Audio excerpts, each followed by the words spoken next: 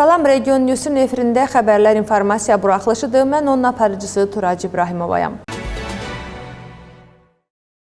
Marneuli Bələdiyyəsinin meri tərəfindən təşkil olunan geniş miqyaslı təmizlik aksiyası davam edir. Bu dəfə Təmiz Marneulinin əməkdaşları Qırmızı Körpü istiqamətində əsas yol zonasını təmizləyiblər.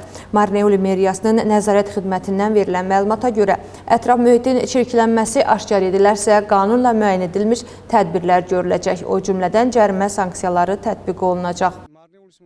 Bələdiyyə miqyasında təmizlik aksiyası davam edir. Biz uzun zamandır təmizlik aksiyası aparırıq. Hazırda kəndlərdə təmizliklər gedir. Yerli sakinlər təmizlənmiş yerləri təmiz qoruyub saxlamalıdırlar. Nəzarət xidməti monitorinqə də başlayıb. Mütləq müvafiq ölçülər götürüləcək. İndi Qırmızı Körpünün ətrafındakı ərazidəyik. Marneuli Bələdiyyəsi merinin təşəbbüsü ilə meriyanın təmizlik xidməti və bələdiyyə nəzarət xidmətinin iştirakı ilə təmizlik kampaniyası həyata keçirilir. Onu da xatırlatmaq istərdim ki, nəzarət xidməti əvvəlki kimi indi də intensiv mərhələdə monitorinq aparır. Biz vətəndaşları və sözügedən ərazidəki yaxınlıqdakı obyektləri ətraf mühitə zərər verməməyə çağırırıq. Onlar ətraf ərazilərə görə məsuliyyət daşısınlar. Nəzarət sərt olacaq. Biz qanuna uyğun hərəkət edəcəyik.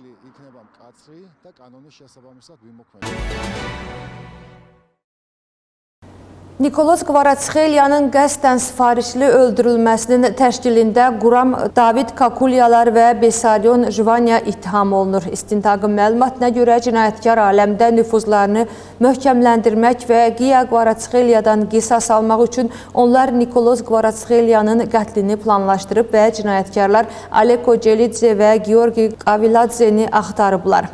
Celidze və Kaviladze artıq məhkum edilərək 17 və 16 il müddətinə azadlıqdan məhrum ediliblər. Təqsirləndirilən şəxslər 20 ilə qədər və ya ömürlük həbs cəzası ilə üzləşirlər. Cinayətdə digər mümkün iştirakçıların müəyyən edilməsi üçün istintaq davam edir. Gürcüstan prezidenti Mixail Kavelaşvili parlamentin plenar iclasında illik hesabatını təqdim edib. Reglamentə uyğun olaraq sessiyada başqa heç bir məsələ müzakirə olunmayıb.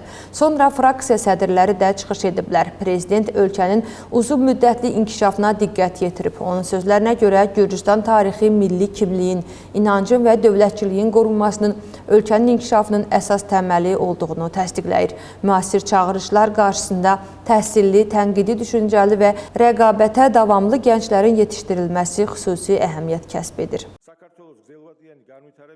Gürcüstanın uzun müddətli inkişafı üçün gələcək nəsillər üçün başlanğıc nöqtəsinin vətənə sevgi, suverenliyin və müstəqilliyin qorunması, ailə dəyərlərinə və ənənələrinə hörmət olunması vacibdir. Qlobal çağırışlar fonunda dövlətin öz imkanları daxilində fiziki cəhətdən sağlam, tənqidi, düşüncəli və beynəlxalq səviyyədə rəqabətə davamlı gənclərin yetişdirilməsini təmin etməsi son dərəcə vacibdir ki, onlar üçün azadlıq hissi vətənlə sıx bağlı olsun.